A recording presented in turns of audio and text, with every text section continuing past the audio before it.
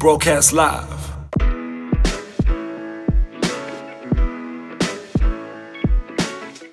Yo, man, what's up, bro? You good? What's happening? Nice to meet you, man. Yo, firstly, please introduce yourself to the people.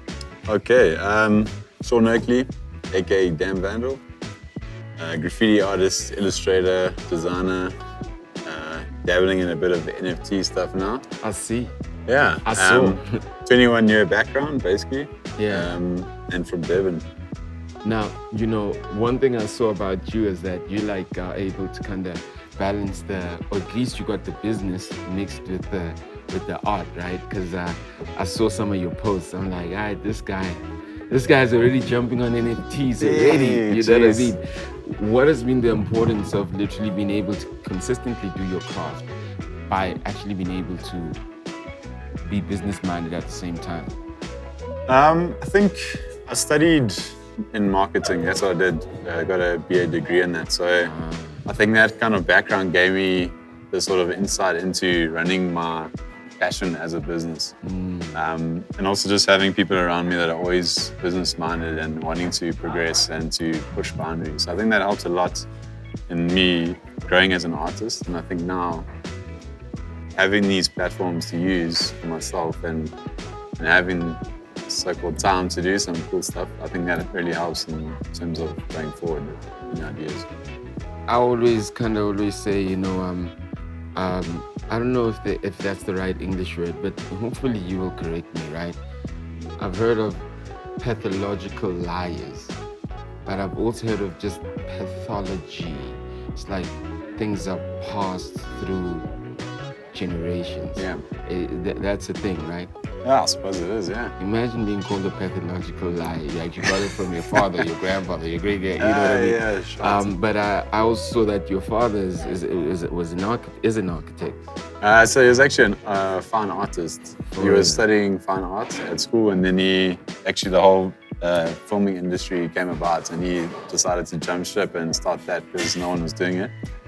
But yeah, he's kind of been a big inspiration since I was a kid of drawing and creative, and especially my mom as well. Yeah. So the family's, it's been quite a process as I've grown up. So I think it's definitely helped. So that, I mean, I guess innately then, because you've seen them also make a living out of it, it's almost like when you find your niche, you kind of go, yeah, it's just not like a drawing, bro. There's a price out here, you know what I mean? Organically that comes through, right? Yeah, I think obviously him being freelance as well, I don't know if that made me want to do freelance as well. I think it's almost like when you follow your passion, you want to make it work for you. Yeah. I worked in a company for a while, obviously working for someone else, and it just wasn't for me, you know? But yeah, I think it's definitely something that's helped me want to go in that direction, but I've also noticed the down and the pros and cons of it, you know? Yeah. I'm away from home a lot. Yeah. Missing out on a lot of stuff. So I think that's, but I suppose it's part of being an artist. I see also your likes in Durban, like how much of the hip hop culture also influences a lot of what you do? Yeah, I actually used to skate back in the day, so we were all friends with the b-boy guys as I was growing up. Yeah. So there was a whole scene of it happening, and then I just felt like I wasn't progressing in the skateboarding side, so I tried BMX, and then I was like, this isn't for me, and now I saw the art side, and I was like, graffiti, I'm like, this is my stuff, let's do this. So yeah, I started that. How did views fit in the whole, you know, I always go, the campaign has to fit into yourself and your mind. So how did like views fit into your life as more than a campaign, but just as something that you go, you know, this is actually who I am, is what I do. You know what I mean? Yeah, I think views came in with quite an energy. I felt like there was always going to be something more to what they were doing. And they had a lot of sort of support to the artists. And it just felt like something was right to go with them and see what the opportunities were. And I mean, geez, it's actually been mind-blowing, like the stuff we've actually come up with and executed. So it's been a great relationship. So views roots to inspiration. I mean, that's a big claim, right? Like, especially when they get people who are literally like moving off inspiration, and because it's still some of the stuff you're putting out there is not in the world, right? You gotta create it, you know. How's that fit in who you are and what you do every day? The views. I say views. Is it views? Is it views? Roots? I say views. I don't know. It's your own opinion, man. Views is my Views. brother. Views is my brother. Yeah, you know. But let's say views for now, because it's gonna be like I'm calling my brother all the time. Yeah, hey. It just might haunt me. Okay. So, yeah, I think they kind of had this cool campaign where they did a cube. So you had to operate or do some sort of act within this, I think it was a 4x4, 3x3 cube. So a lot of the other artists were doing canvases and stuff, and I wanted to do it as well because, I mean, you've got the platform, it's kind of tight, you know? And then they kind of said, a lot of the other guys are doing it, so what can we do that will be different? And I thought, okay, cool, let's think of something out the box. So I basically wanted to paint a 3D head of a local guy or woman. At the time, I found a guy that was actually a poet, so it worked quite well in terms of inspiration, the words of the future and inspiration and all that kind of stuff. And then I made a 3D model of his head. We actually scanned his head and then 3D printed each platform and stuck them together. And made this awesome 2-meter sort of 3D head, which I painted. And yeah, it was just such an experience and such a visual sort of start, you know.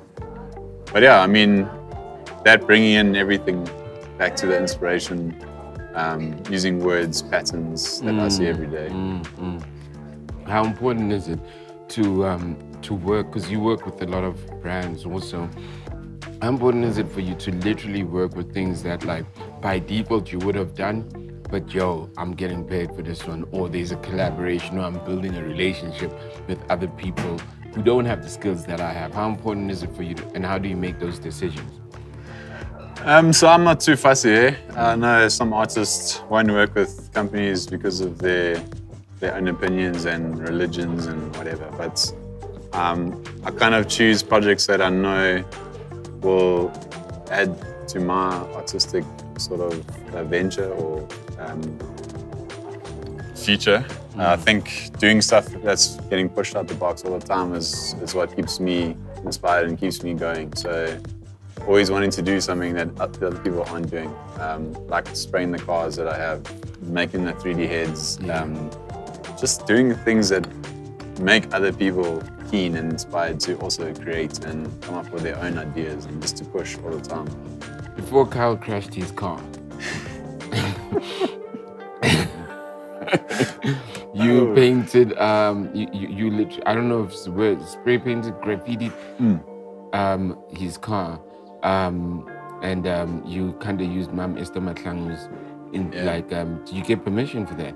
I didn't say. I kind of use her as a reference, and I changed up the pattern to be more modern. So it's almost like a fusion of both. It was inspired by. Yeah, inspired by. That's dope. I mean, like, how long did it take to do? I mean, just as a side note, I said I saw Kyle's car in the Mall of Africa like last year, and it's all painted up, and then like, and I was like, you know, doesn't this guy know you could just get plates that say Kyle douche? Hey, douche. Douche. No one knows. Yeah, that was quite a cool one. I mean, it took three full days of painting, morning to night. About 25 rolls of tape, and just a lot of effort. And because I didn't actually measure anything out, it was all freestyle. So basically, like working with the lines of the car to create that symmetry. So there's quite a process in actually making sure everything sort of lined up and worked together. But yeah, it was probably one of my favorite projects of last year. Even though he is my friend and it wasn't a paying sort of job, but I think together we both are so keen on the idea. I've always wanted to paint like an Indabele inspired car, so that was one that stood out for me. I'm just saying, you're gonna paint my car if I had one. It's nice, but it's a bit extreme. But it's actually, you can peel it off. So it's a product called Graffiti. Oh, so now when he crashed the car, I mean, after those 3 days, bro, how did you feel? It's one of those things, eh? If you got a cool video of the car, so cool photos, that's all that matters. I think that part of the process. I think that the car accident adds something to it. Nah. Come on, man. I'm Nothing. sure they knew shapes there. Come on, man. Dents, chips, looks cock. New design. So you gonna do something else again on it? Yeah, I think we will. Yeah. I actually said to him last week, I want to do matching his car and my car to have a similar feel. And then what are you going to do on your car? I don't know. What are you going to do on your car? For my old exhibition in 2016, I actually did one that's just graffiti tags with drips. Like it looks super grungy. So I might go back to that. Maybe half a car with that and normal. The options are endless, man. You know what I thought? I was like, I just want to have a car, but you know, do the whole hip-hop stuff, right? Oh shit, yeah, that's cool. And then you say, culture on the move. That's like, that would be dope. Yeah, that's actually rad. Do it. Yeah, I need to get the car first. I'll bet. I need to get the car first. I need to call an Uber. and tell the guy I'll pay to your car. and tell him that I'm coming out just now. Oh, Give me another 5 minutes. In the meantime, you out there. I really need more time than that, man. Oh, but man, that's crazy, man. I mean, it's just great, though, just to also see just like your inspiration. Like I said, you know, I mean, coming from the house, you know, and it's almost like this evolution of inspiration because what you're doing right now is relevant to this generation, right? And I'm sure your fam, literally what they were doing was relevant to their generation. So it's almost like this art that you could look over time. You know, you could say, hey, it starts here within the family, and like, you know, I know one day you'll have kids or whatever, and they'll probably like see how it's been going, and you guys will imagine that you'll have this whole thing from granddad. Timeline. That's going to be crazy, right? Yeah, I've actually got 2 kids, by the way. Really? Yeah, and daughter and a son. Are they? Yeah, they're artistic already. Really? Yeah, you have to. Start them young, man. That's exciting, though. I think it's also cool because, like, growing up, obviously, as a kid, you don't see people painting their own car and having, like, these weird ideas. So it almost triggers something in them to have an... Because that's cool, though. Yeah. That's cool. Agree. I wish my dad had painted his car. Busting that thing when I was young. He must have thought that you would have been crazy then, but like, you know, you know what I mean, for you to ask that. But like, you know, I think it's almost like when your kids see you do that, it's like you remove the ceiling of like, because they want to do, subconsciously they want to beat you, right? And straight up. You know, so who knows what the hell they're going to be painting. You know? I mean, hopefully start a new generation of not giving a thought about anything you want to do, you know? Just do it and make it sick. It's a family show, not giving a thought. Not giving a thought. That's crazy, man. That's crazy, bro. I mean, where else can people access your work? I mean, explain maybe how people can access it from the NFTs, because I did see that, like, and that's pretty fresh. You already got stuff out there. So where else can people access your work or just access your services generally, you know? So I've actually, obviously, Instagram at Vandal. I've got a website as well, same name. And then NFTs is basically through OpenSea. I actually started doing them and I just realized that's way bigger than I thought and a lot more in depth. So I need to do a bit more homework. But yeah, they're still out there. I've got a limited collection. But yeah, I'm up for whatever. Most of the time it's word of mouth. So that's cool. But yeah, I'm up for new ideas every day. That's dope, man. Check it.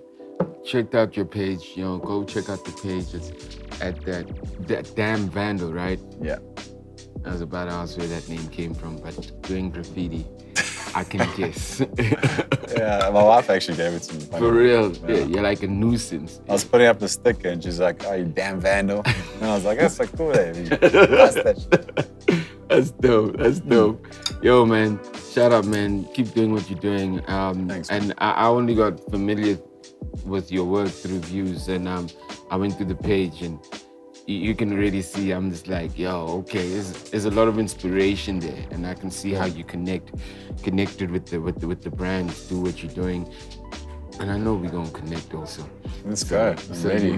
You know, we out here doing the damn thing. Oh wait, bro. Thank you so much. Roots of Inspiration views at that damn Vandal. Word. Broadcast live